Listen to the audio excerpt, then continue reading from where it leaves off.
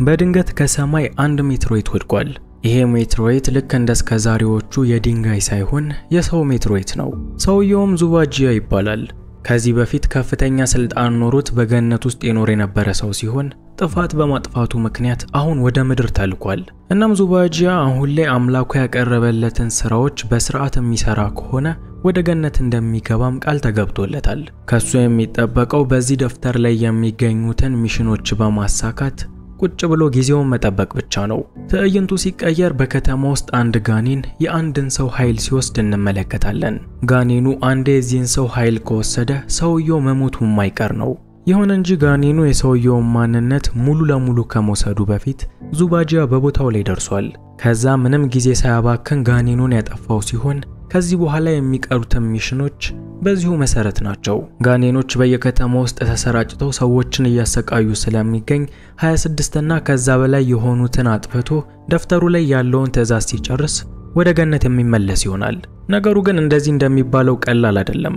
ጋኔኖቹ ከባድ አስማት ያላቸው ሲሆን ራሳቸውን ለመከላከል ሲሉም ምንም የሚያደርጉ ናቸው። ከዚያን ቀን ማግስት በኋላ ዙባጂያ በዛው ከተማ ጎዳና ላይ ተኝቶ ይገኛል።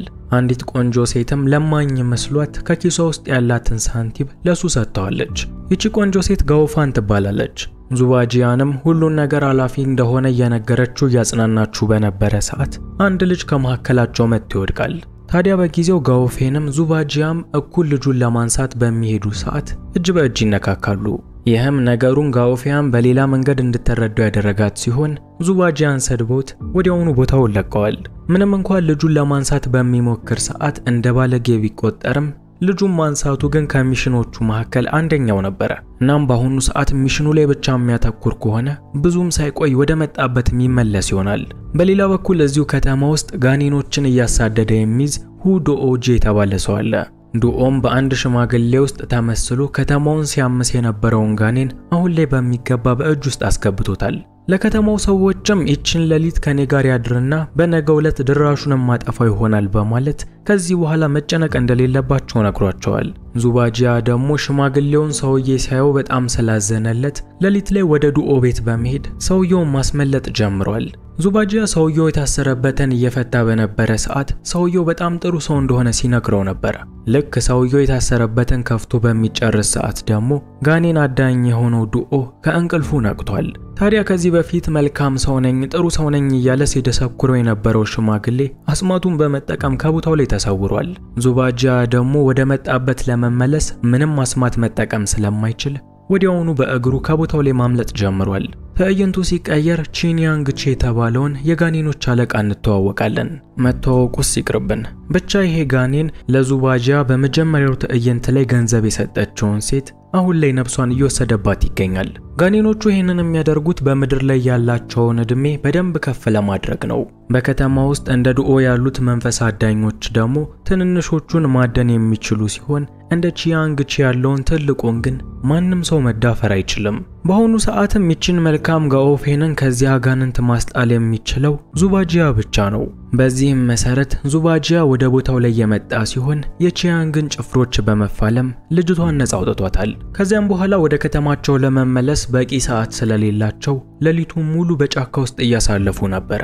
የዚህን ሰዓትም ዙባጂያ የጋኦፌን እጅ ላይ አዲስ ምልክት ሲወጣባት ይመለከታል። እጇ ላይ የወጣው ምልክት የቅጠል ምልክት ነው። የምልክቱን መውጣት ተከትሎ ደግሞ በልጅቷ ላይ ትልልቅ ዛፎች እየበቀሉ የነበረ ሲሆን ዙባጂያም ወዲያውኑ ዛፉን ለማስቆም ተነስቷል። የዚህን ሰዓትም ዛፍ ተመስለው የነበሩት ጋኔኖች ወደ ሰውነት ተቀይረዋል። እነዚህ ጋኔኖች ልክ እንደ እስካሁኖቹ መጥፎዎች አይደሉም። ይህንንም ማንነት የያዙት በጦርነት ምክንያት ነው። ከረጅም ዓመታት በፊት በዚህ ቦታ ላይ ከፍተኛ ጦርነት ተነስቶ የነበረ ሲሆን የአካባቢው ሰዎች በሙሉ ሞተዋል። ታዲያ በዛን ጊዜ በጦርነት የሞቱት ሰዎችም ራሳቸውን እንደዚህ ሆነው እንደ አዲስ ተፈጥሮ አግኝተውታል።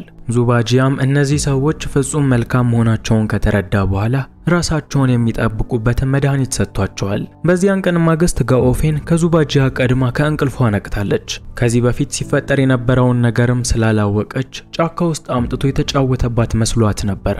ይሁን እንጂ ዙባጂያ በጋኔኖቹ ሊደርስባት የነበረውን ነገር በማስረዳት እሱ ምንም እንዳላደረጋትም ነግሯታል። ትዕይንቱ ሲቀየር ጋኦፌንና ዙባጂያ ወደ ከተማ ተመልሰዋል። ጋኦፌንም ዙባጂያ ህይወቷን ስለታደገላት እንደ ስጦታ የሆነው ዘንድ አዲስ ጫማ ገዝታለታለች። ዙባጂያም የተበረከተለትን ጫማ ለራሱ ከመውሰድ ይልቅ ለአንድ ምስኪን ሰው የዛኑ ሰዓት ሰጥቶታል። አሁን ላይ ጋኦፌንን ከአጋንንቶቹ መታደጉና ጫማውንም ለዚህ ሰው አሳልፎ መስጠቱ ከሚሽኖቹ መካከል ቁጥር እንዲቀንስለት አድርጎታል። አንድ ቀን ምሽት ዙባጂያ ከእንቅልፉ በድንጋጤ ይነሳል። ከእንቅልፉ ደንግጦ የተነሳበት ምክንያት ደግሞ እጁ ላይ የሚገኘው ብራስሌት እየተንቀጠቀጠ ስለነበር ነው። እጁ ላይ ያለው ብራስሌት ደግሞ የሚንቀጠቀጠው በአቅራቢያቸው ጋኔን ካለ ብቻ ነው። ዙባጂያም እቤት ውስጥ ጋኔኑን በሚፈልገው ሰዓት በትንሽዬ ወፍ ውስጥ ተመስሎ እንደሚገኝ ተመልክቷል። ታዲያ እሱ እቅድ በጊዜው ወዲያውኑ ከጋኔኑ ጋር ለመፋለም ነበር። የሆነ እንጂ ሴቶቹ ይሄንን እንዲያደርግ ፍቃድ ሊሰጡት አልቻለም። ዙባጂያ ወደ ምድር ከመጣ ጊዜ ጀምሮ አንድም ቀን ገላውን ታጥቦ ስለማያውቅ በጣም ይሸታል። በየሄደበትም ሰው ሁሉ አፍንጫውን ከሚይዝበት በማለት ሁሉም ሴቶች ተባብረው ገላውን እያጠቡት ነው። እኔም እኮ ከታጠብኩ ቆይቻለሁ። እሺ ኮሚኒቲ ላይ ትላንት የፖስትኩላችሁ ለብዙዎቻችሁ አልደረሰም። እሁድ 9 ሰዓት ላይ ለየት ያለ ቪዲዮ ይዤ እመጣለሁ። ቪዲዮ እንግዲህ የሚያተኩረው እናንተ እስከዛሬ ኮሜንት ላይ ስትጠይቁ የነበረ ነገር ላይ ነው። ገስ ዋት ኮሜንት ላይ የምትገምቱትን በሙሉ አስቀምጡልኝ። እሁድ 9 ሰዓት ግን ከቪዲዮ ጋር የ1000 ብር የካርድ ሽልማት ስለሚኖር እንዳያመልጣችሁ የምትዝናኑበት ቪዲዮ ነው። ፊልሙ ይቀጥላል። አሁን ላይ ዙባጂያ ተጨማሪ መሳሪያዎችን ለማዘጋጀት ወስኗል። ከዚህ በኋላ የሚያገኛቸው ጋኔኖች ኃያሎች ስለሆኑ እነሱን በቀላሉ ለማሸነፍ አሪፍ መሳሪያዎችንም ለመግዛት ሄዷል። ታዲያ በዚህ ጊዜ ነበር የከተማው ሰዎች ሁሉ እየተጫጫሁ ወደ ዱኦ ጋር እየሮጡ የነበረው። ዱኦ እንደተለመደው እዚሁ ከተማ ውስጥ ሲያስቸግር የነበረ አንድ መንፈስ ይዟል። መንፈሱንም በሚገባ ከሰዎቹ ላይ በማውጣት በትንሽዬ ኤሊ ውስጥ ያስገባው ሲሆን ኤሊውንም በተራራ ጫፍ ላይ ወስዶ ቀብሮታል። በሌላ በኩል ቀልቃላው ዙባጂያ ደግሞ እስካሁን እየተከተላቸው የነበረ ሲሆን የተቀበረውንም ኤሊ አውጥቶት ወደ ከተማው ይዞት ተመልሷል። የዙባጂያ ቅድም ብራስሌቱ እቤት ውስጥ ጋኔን እንዳለ ስለጠቆመው በዚህ የኤሊ ጋኔን አማካኝነት ያንኛውን ፈልጎ ለማግኘት ነው። በዚህም መሰረት ኤሊውን በጋኦፌን የአጎት ልጅ አልጋ ስር ደብቆ አስቀምጦታል። ጋኦፌንም ቢሆን ዙባጂያን በቦታው ላይ ስለተመለከተችው ከሱ ጋር ሆና የሚሆነውን እየተከታተለች ነበር። የዚህን ሰዓትም በኤሊ ውስጥ የሚገኘው ጋኔን የቆንጆ ሴት መልክ ይዟል። በተመሳሳይ ሰዓት በወፍ ውስጥ ተደብቆ የነበረው ጋኔንም ራሱን ያጋለጠ ሲሆን ከሴቷ ጋኔን ጋር እርስ በእርስ መጣላት ጀምረዋል። አሁን ላይ ሁለቱ ጋኔኖች እርስ በእርሳቸው ተፋልመው ሙሉ አቅማቸውን ስለጨረሱ ሁለቱንም ወስዶ የሚጥሉበት ጊዜ ደርሷል። ይሁን እንጂ ክፍል ውስጥ ገብቶ ዙባጂያን ሁለቱንም ከመጣሉ በፊት ጋኦፌን ስትንቀለቀል እጇን በኤሊዋ ተነድፋለች። ታዲያ አሁንም ቢሆን ጋኔኑ በዝቹ ኤሊ ውስጥ ተደብቆ ስለሚገኝ ጋኔኑን በሷ ውስጥ ገብቶ ራሷን እንድትስት አድርጓታል። በከተማ ውስጥ የሚገኙትን ትናንሽ መንፈሶች የሚያድነው ዱኦጂም ነገሩ ከአቅሙ በላይ ሆኖበታል። ይሄ ነገርም መፈታት የሚችለው በትልልቅ ሰዎች ስለሆነ ዙባጂያ ወዲያውኑ ትልቅ አበርክቶ ለአንድ አባት በማድረግ እነዛን አባት ወደ ቤት ይዟቸው መጥቷል። እኛ አባትም ጋኦፌንን ወደ ነበረችበት የመለሷት ሲሆን ከዚህ በኋላ ላለው ግን አንድም ጊዜ ከተያዘች ህይወቷ እንደሚያልፍ ተነግሯታል። በሌላ በኩል የከተማውን ትናንሽ መንፈሶች አድናሉ የሚለው ዱኦጂም ከነቺያንግ ጋር የሚሰራ ሰው መሆኑን እንመለከታለን። የሰው ለቺያንግ ለትልቁ ጋኔን የሚሰራ ሲሆን በስሩ ያሉትን ጭፍሮችም አውቆ ያስኩኝ በማለት የከተማውን ሰዎች ሲያታለል ኖሯል። ታዲያ አሁን ላይ ዱኦ ዙባጂያ የነሱ አጥፊ እንደሆነ አውቋል። ይህ ሰው የመጣው ከላይኛው ቤት ነው። የተልኮ መጨረሻ ደግሞ እኛንና መሰሎቻችንን ማጥፋት ነው። ከሱ ቀድመን እኛም ማናጠፋው ከሆነ በኋላ መጥፊያችን እንደሚሆን ወቁ በማለት ለነቺያንግቺ ነግሯቸዋል። በሌላ በኩል ቺያንግጂ ከዱኦ ያስመለጣቸው ሽማግሌ ተመልሰው ወደሱ ጋር መጥተዋል። ሽማግሌውም በከተማ ውስጥ የሚገኙት ጋኔኖች በሙሉ ጠፍተዋል። ምናልባት መጥፋታቸው ጥሩ ነገር ሊመስል ይችላል፣ ግን ሁሉም በአንድ ጊዜ ሲጠፉ አንድ መጥፎ ነገር እያዘጋጁ እንደሆነ ሊገባችሁ ይገባል። ከተማይቱን ከማጥፋታቸው በፊት እኛ ቀድመን የሚያቅዱትን መድረስ አለብን በማለት ከጋኔኖቹ በአንድ ጊዜ መጥፋት የተረዱትን ተናግረዋል። እነ ዙባጂያም ቢሆን በሰውየው ሐሳብ የተስማሙ ሲሆን ጋኔኖቹን መፈለግ ጀምረዋል። በጉዟቸው መሃልም እረፍት እያደረጉ ሳለ ዙባጂያ ለጋኦፌን ስራውን ሲጨርስ ወደ ገነት እንደሚመለስ ነግሯታል። አንድ ጊዜም ወደ ገነት ሄደ ማለት ጥፋት ስለማያጠፋ ተመልሶ ወደዚህ አይመጣም። እናም ያለኝን ስራ ልጨርስ እንጂ ላልመለስ መሄድ አይቀርም በማለት ለጋኦፌን ነግሯታል። ይሄ ደግሞ በሱ ፍቅር የተያዘችውና ምድራዊ የሆነችው ጋኦፌንን እንድትከፋ አድርጓታል። በሰማቸው እውነትም ማዝና እየቆዘመች በነበረ ሰዓት ዱኦ ወደ እሷ ጋር ይመጣል። ዱኦም ከጋኔኖች ጋር እንደመስራቱ መጠን ልጅቷ ምን እንደሚያስከፋ ታውቋል። ዙባጂያ እንዳይሄድ ከፈለግሽ፣ እዚሁ ምድር ላይ እንዲቀር ከፈለግሽ ዝም ብለሽ አግቢው። አንዴ እሱ ካገባ ከምድር ተለይቶ የትም መሄድ አይችልም። እሱን እዚሁ ለማስቀረትና አብረሹ ለመኖር ያለሽ አማራጭ ይሄ ብቻ ነው። እንዲያገባሽ የምትፈልጊ ከሆነ ደግሞ ይሄንን የእጅ ጌጡ ሰጂና በእጅ ውስጥ አስገቢው። ከዛ አንቺ ምንም ሳትጠይቂው ምንም ሳትተነፍሺ ራሱ በአንደበቱ እንጋባ ብሎ ይጠይቅሻል። እንግዲህ አንድ ከተማ እንደመኖራችን ላደርግልሽ የምችለው ይሄንን ነው በማለት የእጅ ጌጡን ሰጥቷታል። ጋኦፌንም የእጅ ጌጡን እንዳገኘች ወዲያውኑ ወደ ዙባጂያ ጋር ሄዳለች።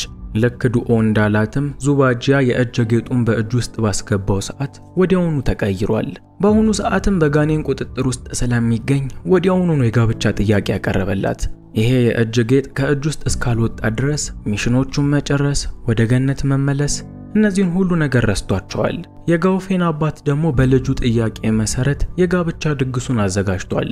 የትልቁ ጋኔን የቺያንግቺና የጭፍሮቹ እቅድ ደግሞ ሁሉንም ሰዎች በአንድ ጊዜ ሰብስቦ ማጥቃት ስለነበር ወደ ቦታው ላይ በመምጣት ሰዎቹን መግደል ጀምረዋል። በቦታው ላይ በነበረ ግርግር ምክንያትም ዙባጂያ እጁ ላይ አጥልቆት የነበረው ብራስሌት ተቆርጦ ወድቋል። እናም እስካሁን አይምሮውን ተቆጣጥሮት የነበረው ጋኔን ከሱ ላይ የጠፋለት ሲሆን ሙሉ ለሙሉም ራሱን መቆጣጠር ችሏል። አሁን ላይም በጋኔኖች የተወሰደችው ጋኦፌንን ለማዳን ጉዞውን ጀምሯል። በመንገዱ ላይም ቺያንግ በርካታ ጭፍሮቹን ልኮበት እንዲያሰቃዩት አድርገዋል። በሌላ በኩል ቺያንግ ደግሞ ጋኦፌንን ከወሰዳት በኋላ ማንነቷን እየወሰደባት ይገኛል።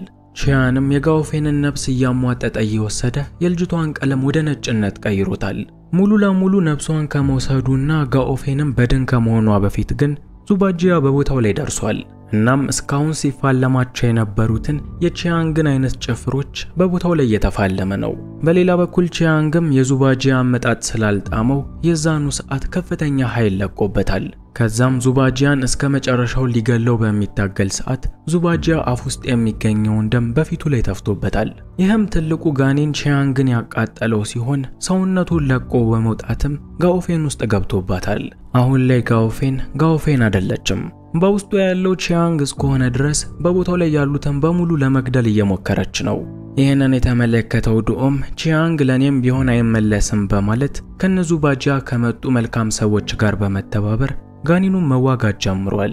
እናም እነዙባጂያ ለአራት ቺያንግ ደግሞ ለብቻው ሆነው እሱን ማሸነፍ አልቻሉም። ዱኦም በዚህ ሰዓት ይሄንን ኃያል ጋኔን ማሸነፍ የሚችለው ዙባጂያ ብቻ እንደሆነ ስላወቀ ራሱን ወደ ሳተው ወደ ዙባጂያ ጋር በመሄድ እንዲነቃ የሚያደርገውን ኃይል ሰጥቶታል። በአሁኑ ዙባጂያ ካላሸነፈ እስከ መጨረሻው ተሸንፎ በዝች ምድር ላይ የሚቀር ይሆናል። በምድር ላይ ሲቀርም እሱም የመንደሪቷም ሰዎች የጋኔን ባሪያ መሆናቸው ስለማይቀር በሚችለው አቅም በሙሉ መፋለም አለበት። በአሁኑም ከፍተኛ ኃይል ስለሚጠቀም ኃይሉ ጋኦፌንን እንዳይጎዳት ጋኦፌንና የቺያንግ ማንነት እንዲለያይ አድርጓል። ጋኔኑን ቺያንግም ወደ ራሱ ሰውነት ውስጥ ካስገባው በኋላ እስከ መጨረሻ ዳግመኛ ወደ ምድር እንዳይመለስ አድርጎ ወደ ጥልቁ ልኮታል። አሁን ላይ ዙባጂያ በምድር ላይ መስራት ያለበትን ሚሽኖች በሙሉ አሳክቷል። ከሱ የሚጠበቀው ወደ ገነት መመለሻ ደብዳቤውን በመያዝ የአምላኩን ፍቃድ ቁጭ ብሎ መጠበቅ ነው። ይሁን እንጂ ዙባጂያ እንደዚህ አላደረገም። በዚሁ ምድር ላይ የመቆየት ፍላጎት ስላለው ከአምላኩ ቃል የተገባለትን ደብዳቤ በሙሉ ቆራርጦ ጥሎታል። ዙባጂያ ይሄንን ያደረገው በመልካምነት ነው። በመጀመሪያ በዚህ ደብዳቤ አማካኝነት ራሳቸውን ስተው የነበሩት ሰዎች በሙሉ ወደ ማንነታቸው ይመለሳሉ። ከዛም በየጊዜው እየመጡ የሰው ልጆችን ለማሰቃየት የሚሞክሩ ጋኔኖችን ለመፋለምና የሰዎችን ደህንነት ለማስጠበቅ ሲል በዚሁ ምድር ላይ ለመቆየት ወስኗል። በፊልሙ የመጨረሻ ትዕይንት ላይ ጋኦፌን ወደ ቤቷ ተመልሳለች። እጇ ላይ የነበረው የጋኔኖቹ ምልክትም ሙሉ ለሙሉ ጠፍቶላታል። ዙባጂያ ደግሞ ሰዎችን ለመጠበቅ ሲል በየቦታው መንቀሳቀስ ስላለበት ዳግመኛ ጋኦፌንን ላያያት ከዚህ ቦታ የተለየ ሲሆን እሷን ለማስታወስም የገዛችለትን ጫማ ከለገሰው ሰው ተቀብሎታል። ፊልሙ እዚህ ጋር ያበቃል። ፊልሙ ከተመቻችሁ ላይክ አድርጉት። ለቻናላችን አዲስ የሆናችሁ ሰዎች ደግሞ በሌላ ጊዜ እንደዚህ ያሉ ምርጥ ፊልሞችን ለማግኘት ቻናሉን ሰብስክራይብ በማድረግና የደወሉን በተን በመጫን ቤተሰብ መሆን ትችላላችሁ።